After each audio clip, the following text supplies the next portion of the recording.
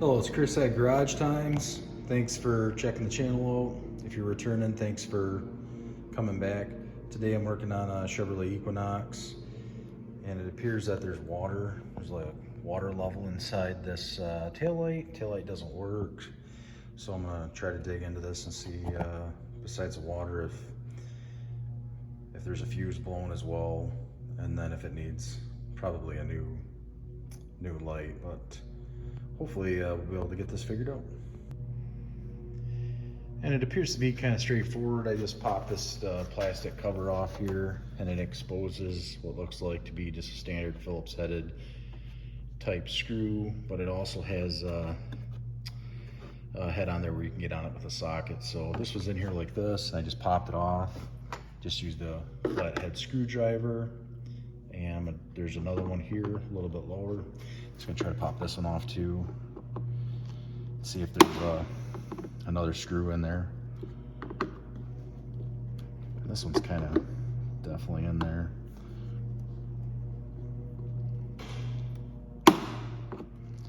I'm gonna get another screwdriver, so I got two of them. I grabbed a trim tool.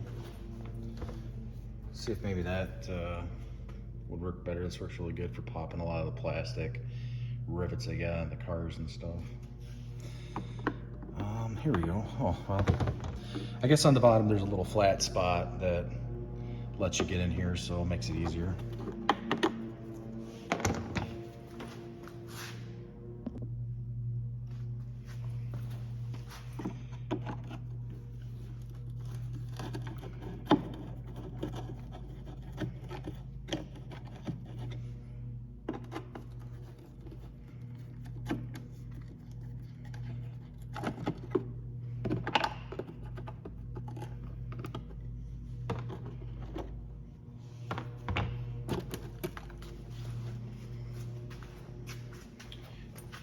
And just try to work her out. There's probably tabs up in the front that lock in. You'll get it out so far, and there typically is tabs, and there are on this one where it goes into like some rubber grommets.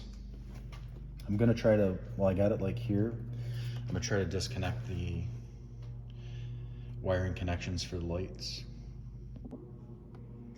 So what I did is just disconnected this, and it's basically on this reverse side.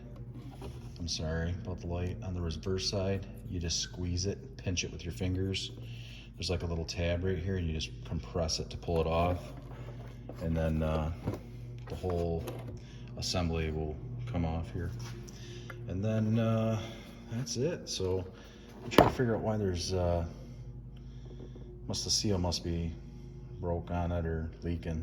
So let's dig into this.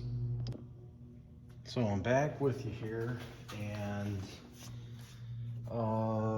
I guess if I can get this over here, the seal around this light, must have faded. There's water getting in somewhere, and I tried spinning that all the way around, and I couldn't get the water to come out like where, the seal would have failed.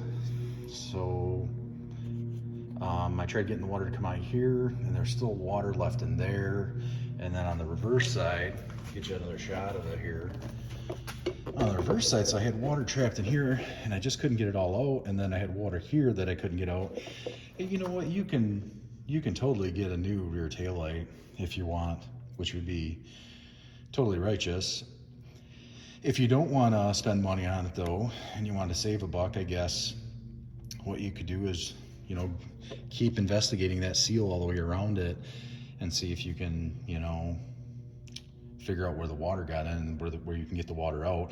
I unfortunately, but also with time constraints, I was like, you know what, I'm just gonna do this, is to give an example. If you did not want to buy a new light, I'm gonna just drill this.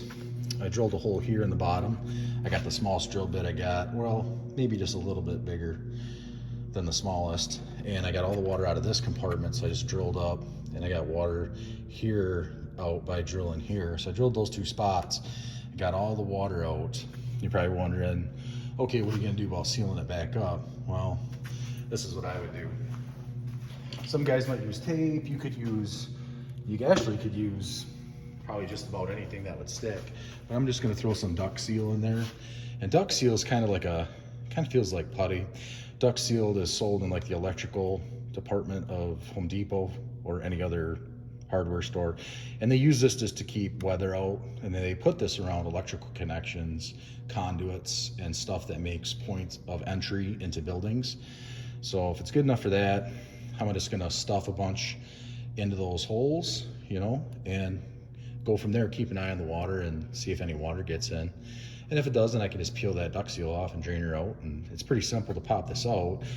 That's if you don't want to buy a new taillight. Totally can get a new one. This is just kind of an option for somebody if they wanted to do it this way to save a buck. So when I tore the light apart here, and what I mean by that is took the bulb out. Hopefully I can get a good shot of that. Took the bulb out and got a lot of kind of corrosion, green stuff in there, and nasty stuff that there's a little bit of water in there too. So I'm gonna try to clean it up, dry it out, maybe use a little pick in there and clean her up, and then use compressed air to blow it out really good. And then I'll get back with you. We'll talk about the light replacement bulb. Here's a look at that bulb.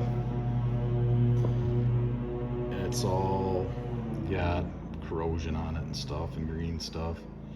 It looks like it burned up. So what I did is I did blow all that moisture out of there. There's quite a bit in there. And then I took a pick, kind of got a slight angle to the pick here. And I used a slight angled pick to kind of scratch those contacts in there inside that wiring connection.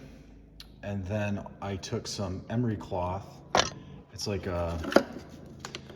basically for copper pipe, cleaning copper pipe when you're doing plumbing activities. It comes in a roll, emery cloth, and I just folded it up. I cut a piece to the length that I'd like, and I just kind of folded it up so that it would kind of be able to stuff in there and scratch up those, contacts so that you got good contact for your bulb.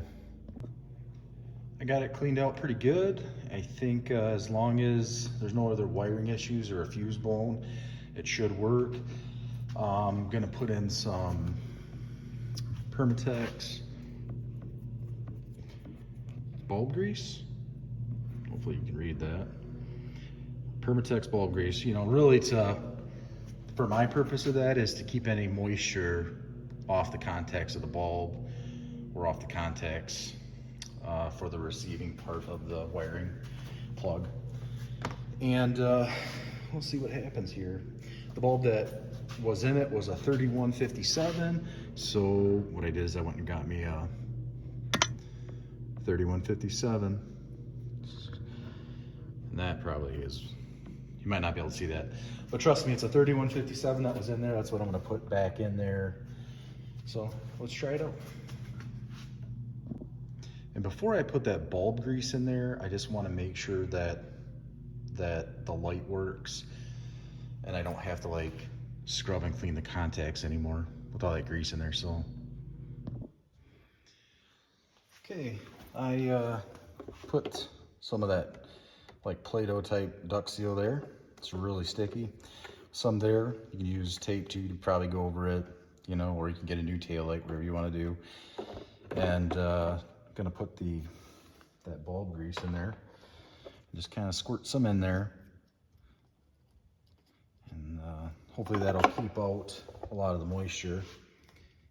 And when you're handling these bulbs, they recommend them not touching the bulb and stuff. I mean, wear rubber gloves or whatever, get yourself a towel to put it in, or shirt, rag, whatever.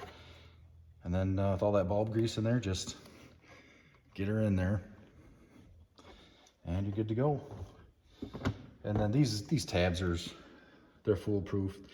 They got 2 small ones and a big one, and you just follow that on here just like you took it apart.